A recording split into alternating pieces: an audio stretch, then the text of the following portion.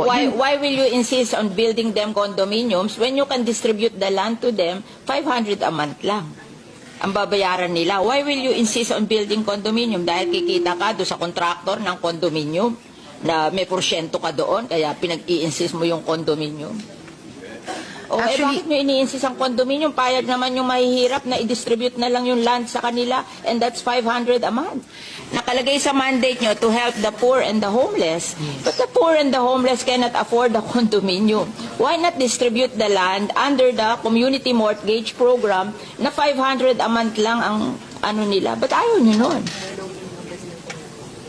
O, paaalisin nyo doon sa lupa, tatayuan nyo ng kondo. Saan nyo dadalhin yung hindi kayang magbayad sa kondo? O, di homeless na naman yon. Hindi ba unfair sa kanila? Pinaalis mo doon sa lupa na tinatayuan nila, tatayuan mo ng kondo, tapos ibibigay mo sa middle class, tapos yung mga mahihirap, wala na naman bahay.